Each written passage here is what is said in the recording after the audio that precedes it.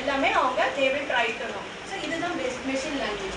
அடுத்து டீப் லேர்னிங்கும் அதோட மெஷின் லேர்னிங்கோட இன்னொரு ஸ்டெப்பு இன்டெப்த்தாக போகிறது தான் டீப் லேர்னிங். அதோட அப்ளிகேஷனும் பார்த்தீங்கன்னா மோரர்லாம் சேம். இந்த மாதிரி ப்ரெடிக்ட் பண்ணுறதுக்கு, ப்ரெடிக்ட்னா ஃபியூச்சரில் இந்த மாதிரி இருக்கும், என்ன மாதிரியான வேல்யூஸ் கிடைக்கும். அதே மாதிரி இப்போ வெதர் ப்ரெடிக்ஷன் இதெல்லாம் பாருங்க, அது எப்படி இருக்கும், இந்தந்த சீசனில் இவ்வளோ உள்ள மான்சூன் இருக்கும், இல்லைன்னா இந்த மாதிரியான கிளைமேட் சேஞ்ச் இருக்குது அப்படின்ற ஹிஸ்டாரிக்கல் டேட்டாவெல்லாம் ஃபீட் பண்ணோம்னா அப்போ நம்ம இன்னைக்கு கரண்டாக இந்த சிச்சுவேஷனில் நமக்கு வெதர் ரெயின் கேன் கம், இந்த மாதிரியான டேட்டாவை எல்லாமே ப்ராசஸ் பண்ணோம் அப்படின்னா, நீங்கள் இப்போ போய் அந்த டேட்டாவை ப்ராசஸ் பண்ணோம் அப்படின்னா சம்டைம்ஸ் என்ன ஆகும், நிறைய பைசா ஸ்பெண்ட் பண்ணி அந்த கம்ப்யூட்டிங், ஏன்னா வெதர் ப்ரெடிக்ஷன் இதுக்கெல்லாம் வந்து என்ன பண்ணணும், நீங்கள் கம்ப்யூட்டிங் ரிசோர்ஸஸ் நீங்கள் வந்து நிறைய செலவு பண்ணணும். அதுக்கு பதில் இந்த மாதிரி ஹிஸ்டாரிக்கல் டேட்டா வச்சுட்டே நீங்கள் என்ன பண்ணிடலாம், இந்த மாதிரி ப்ரெடிக்ஷன் வைக்கும்போது இப்போ என்ன மாதிரியான வெதரில் நம்ம வந்து வெதர் இருக்கும் அப்படிங்கிற இன்ஸ்ட்ரக்ஷன்ஸ் எல்லாம் we will get through this deep learning.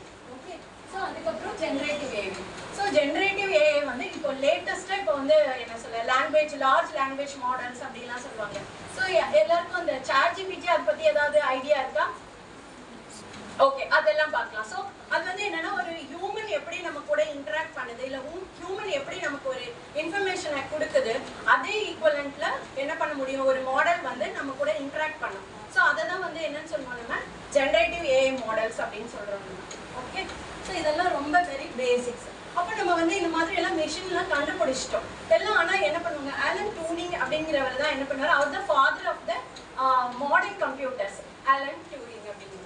So அப்போ அவர் என்ன பண்ணுறாரு, நான் வந்து இந்த மாதிரி நான் மாடல்ஸ் எல்லாம் கண்டுபிடிச்சிட்டேன். ஆனால் சம்டைம்ஸ் என்ன இருக்கலாம், ஒரு மெஷின்ல இருந்து ஒரு இது வரும்போது அது ஹியூமன் மாதிரியே தான் பிஹேவ் பண்ணுதா அப்படிங்கிறதுக்கு வந்து நமக்கு ஐடியா இருக்காது இல்லையா, கரெக்டு தானே? ஸோ அப்போ அதை என்ன பண்ணுவாங்க, அது ஒரு மெஷின் வந்து உண்மையிலே ஹியூமன் மாதிரி பிஹேவ் பண்ணுதா அப்படிங்கிறத டெஸ்ட் பண்ணுறதுக்காக தான் டியூரிங் டெஸ்ட் அப்படிங்கிற மாதிரி சம் டெஸ்ட் வந்து என்ன பண்ணுவாங்க, அதை கண்டக்ட் பண்ணுவாங்க. ஸோ அப்போ ஒரு ஹியூமனுக்கும் ஒரு டெஸ்ட் கொடுப்பாங்க, ஒரு மெஷினுக்கும் கொடுப்பாங்க. ஸோ ஹியூமன் எப்படி ஒரு டெஸ்ட்டை அட்டன் பண்ணி ரிசல்ட்டை கொடுக்குறாரோ அதே மாதிரி ஒரு மெஷினும் கொடுக்குது, மோரார்லெஸ் ஈக்குவலண்ட்டாக கொடுக்குது அப்படின்னா we will consider அது வந்து நம்ம என்ன பண்ணிக்கலாம், அந்த மெஷினை ஒரு ஹியூமனுக்கு பதில் ரீப்ளேஸ் பண்ணிக்கலாம் அப்படிங்கிற ஒரு ஸ்டாண்டர்டுக்கு வருவாங்க. அதுக்கப்புறம் தான் அது ஒரு ஆர்டிஃபிஷியல் இன்டெலிஜென்ஸ் அப்படிங்கிறத நம்ம அது கூட போட முடியும். ஸோ அது வரைக்கும் நம்ம ஜஸ்ட் லைக் தட் நம்ம பண்ணுற மாடல் எல்லாமே ஆர்டிஃபிஷியல் இன்டெலிஜென்ஸ்ன்னு சொல்ல முடியாது.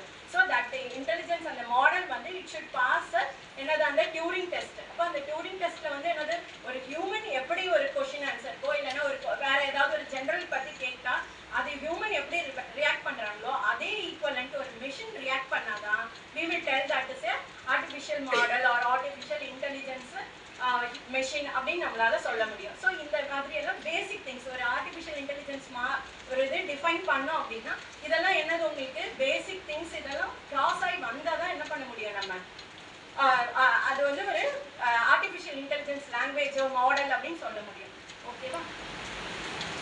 ஸோ அதுக்கடுத்து பார்த்தீங்க அப்படின்னா இது வந்து hype cycle. So as per Amara's law அப்படின்ற ஒரு லா என்ன சொல்றாரு அப்படின்னா, நம்ம எப்பவுமே ஒரு டெக்னாலஜி வந்த உடனே என்ன சொல்லுவோம், நம்ம அது என்ன இது ஒரு வேஸ்ட் அப்படிங்கிற மாதிரி ஃபர்ஸ்ட் நம்ம சொல்லுவோம். ஆனால் அதோடைய இது என்ன ஆகும், நமக்கே தெரியாம அதோடைய பெனிஃபிட்ஸ் எங்கேயோ போய் பூம் ஆயிட்டு இருக்கும். அப்பதான் நம்ம என்ன பண்ணுவோம், நம்ம அதை ரியலைஸ் பண்ணுவோம். ஸோ அதுக்குள்ள அதோடைய பூம் என்ன ஆயிடும், கொஞ்ச நாள்ல நம்ம எல்லாமே ஒரு பஸ்வேர்ட் மாதிரி தான் இருக்கும். நீங்க கொஞ்ச நாளைக்கு முன்னாடி பாத்தீங்க அப்படின்னா வந்து ஜாவான்னு ஒரு செட் ஆஃப் டைம்ல இருந்தது.